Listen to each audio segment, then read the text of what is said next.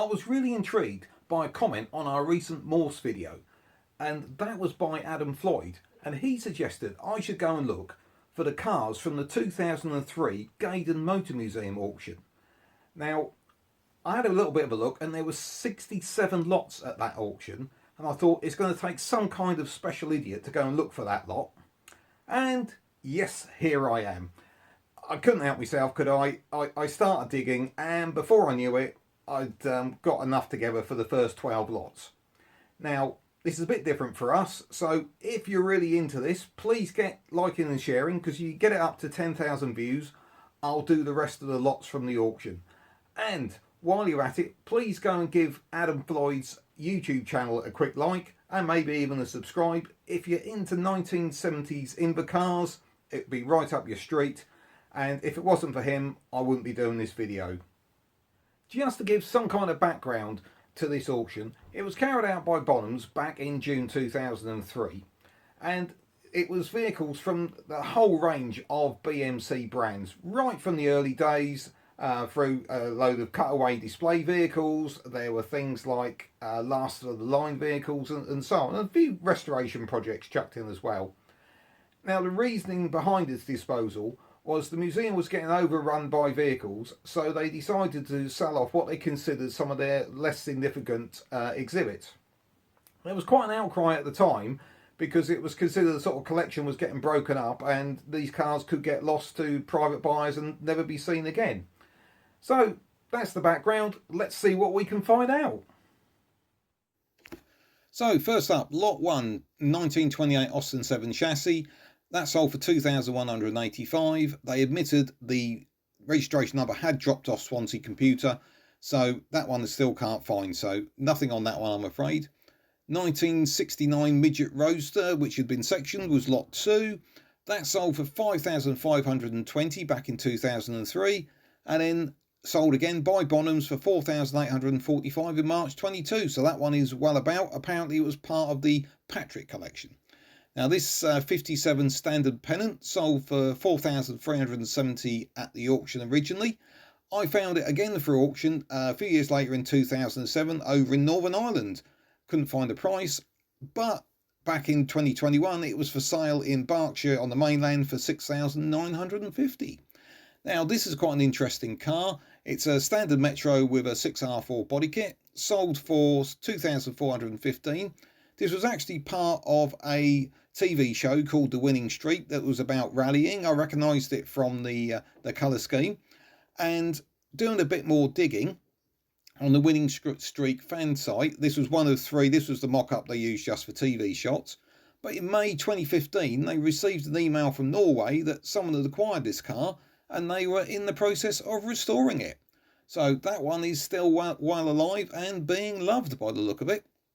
So lot 5, this was a 1961 Mini that sold for just £4,600. I'd say it's pretty cheap in today's terms.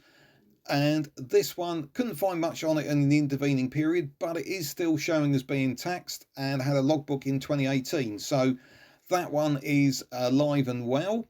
Now this one's quite interesting. This was the last ever Austin Ambassador, sold for $2,185. And we go over to our friends at Autoshite. Someone had spotted it on a driveway in September 2010, looking rather unloved there. But again, back on Autoshite, Rover Motor said they had actually purchased this car, and when they picked it up, it had the same mileage as the time it was at Gaydon. There it is, looking a little bit rusty. And finally, here it is on My Classic back at the 2017 NEC show, looking rather spiffing. So we'll have a look at the DVLA side of it, and yep, taxed and MOT'd and looking well loved, which I think is great. So lot 7 was a 61 Wolseley 1500. This went for $2,530, and it reappeared. I found it in 2022 on the Wheels Alive website, actually being pictured back at Gaydon of all places. And looking at DVLA, changed hands, it looks like back in 2012, but still taxed, so still being loved and on the road. So lot 8 was a Rover 10 Saloon from 1937. That sold for $1,840. Looks a bit of a restoration project. But interestingly, it said the registration number at the time of auction was on DVLA, but it's now showing it's not. So Not quite sure what's happened there, but I've got nothing else to work on, I'm afraid. This Lot 9 1923 Morris Oxford Bullnose Tourer went for nearly £15,000. Was actually featured in the film Carry On Laughing, as you can see there. Not a lot to go on. It's Sawn, had a logbook out in 2012, not seen much of it since then, so not much to go on that one, I'm afraid. That one I've lost track of. So Lot 10, this 1937 Ariel 350cc motorcycle combination, went for £2,530. Doesn't look like it's been on the road for some time because it's been untaxed since 88.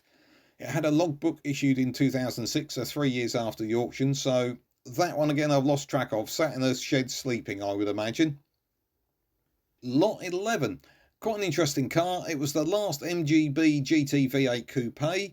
It sold for $10,350, and it's mentioned in the MG V8 book there by David Knowles. And apparently it was brought from the auction by John Edwards, who was one of the Phoenix 4 consortium that brought Rover Group. He then subsequently sold it on, and it's still showing as being taxed and MOT'd, and as you can see there, it had a change of ownership in 2020. Now, last lot, Lot 12, just 53 miles from new. This is like a brand new car, and that sold for £13,225, and I had a bit of a struggle to find this one, but through the picture I came across it on the Sussex Sports Cars website, and this was, I believe, in 2019, and by then it had done 32,000 miles, but because it only got 2 owners, it doesn't look like it's actually changed hands in the intervening period. So don't know how much that was up for, because it was a completed sale, but that one's still alive and well in that respect.